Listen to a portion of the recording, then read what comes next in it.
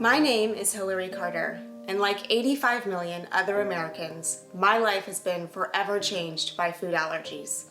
I am a food allergy mama and advocate. This is my story.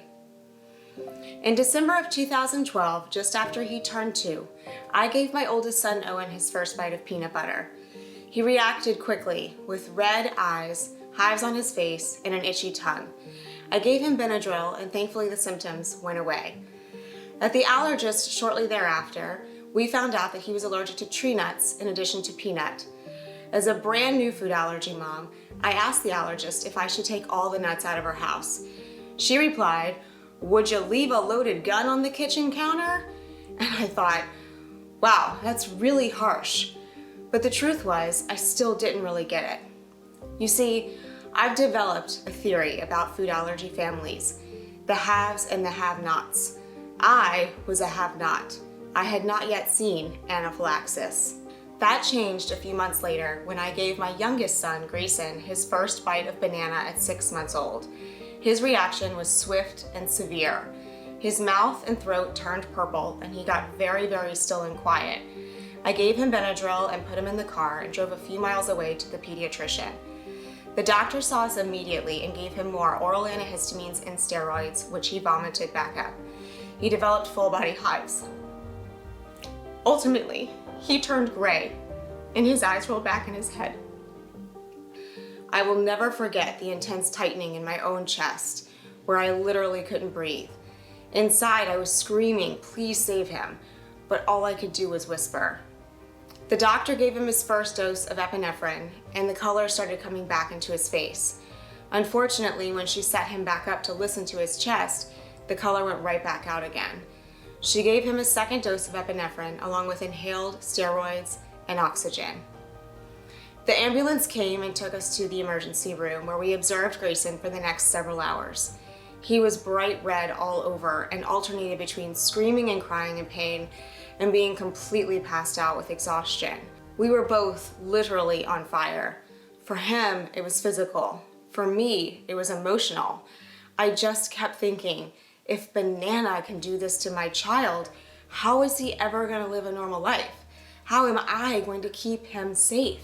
We would come to find through testing that in addition to banana, Grayson was allergic to peanut, tree nuts, dairy, soy, egg, all gluten grains, and some seeds and legumes.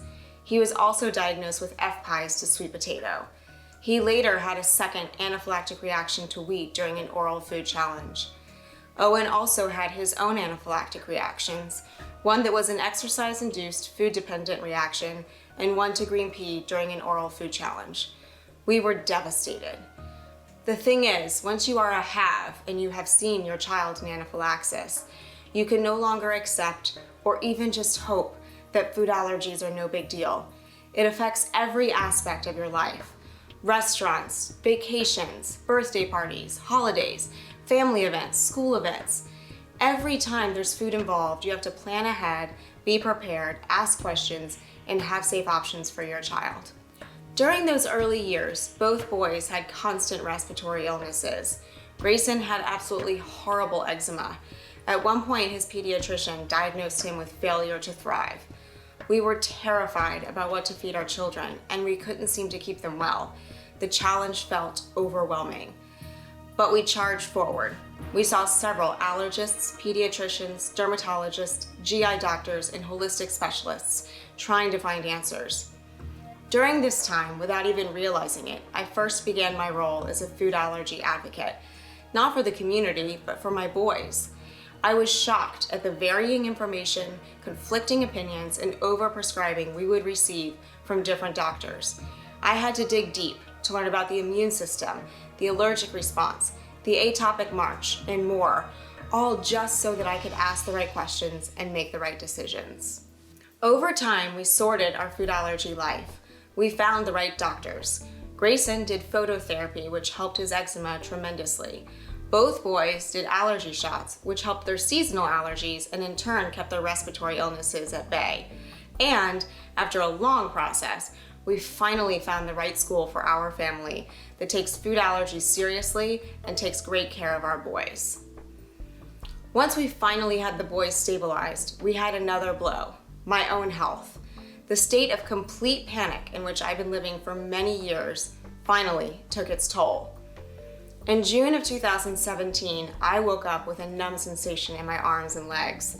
At the same time, the last 3 years of intense spin classes I'd been doing 5 or 6 days a week, honestly my way of trying to run away from my food allergy anxiety, caught up with me, and it wreaked havoc on my body.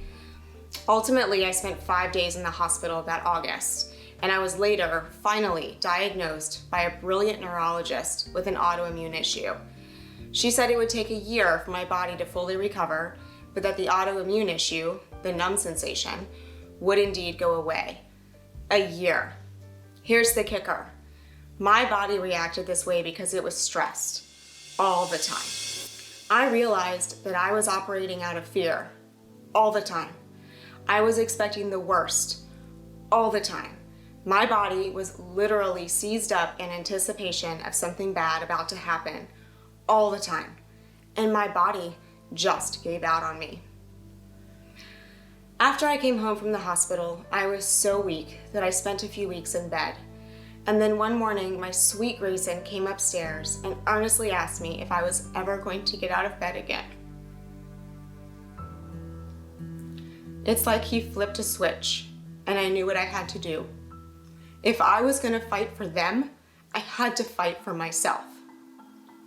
Thanks to the help of a functional medicine doctor, I set myself on a new path. I began therapy with a genius woman. I began working through the lingering PTSD I had from watching Grayson's first near-fatal anaphylactic reaction. I cried and I yelled, and I felt all the anger and the sadness and the fear that I had about this diagnosis for my boys, until I finally just let it all out. I also went to work on my body. I went to physical therapy to undo all of the over-exercising damage I had done, and to unwind after all those years of holding on too tight. I traded my crazy spin classes for walking outside and practicing yoga. And eventually, I found my way back to the dance studio, which has always been a place of joy for me that had been completely lost in motherhood. I learned how to set boundaries and how to take care of myself. I put my health and my family first, and everything else just went way down the list. I took a year to come inward and heal. A year. Along the way, I learned that I had to let go of expectations. I had all these dreams for my life and my children's lives, and it seemed like we were going to have to live in a bubble to keep them safe for their food allergies. It took a lot of time and effort, but once I was able to fully accept that this was our path, I was better able to take care of myself and of my children. My therapist told me that one day I was going to look back on this time and be glad it happened. She said that one day it would become my story, the story of how I survived it, learned from it, and became stronger for it. She said that one day my story would help others on their journey of healing. She was right, and her proclamation was my North Star during my year of recovery, a signal of hope that I might one day be on this side of my trauma, recovered, healthy, strong, and able to share my story to help others. That is why I am so grateful to be an advocate today, not only for food allergies, but also for wellness and self-care. Today, I am thrilled to say that we are all thriving. My boys are healthy and strong. They're happy and successful at school.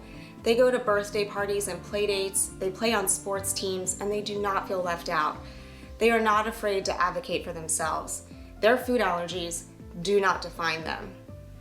Recently, we even embarked on a 2-month trip out west, something I never thought feasible when we were first diagnosed. We mountain biked, hiked, fly fished, drove UTVs, rock climbed, and even sat on the bull at the rodeo. And it was so much fun. Yes, it was a lot of work. I planned ahead. I researched hospitals and grocery stores.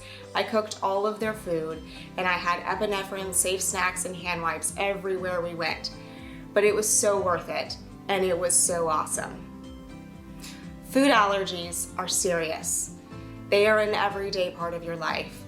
But that's just it. They're part of your life, not your whole life.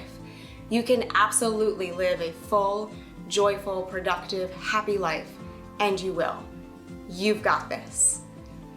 My name is Hillary Carter, and trust me, if you or a loved one is impacted by food allergies, know you are not alone.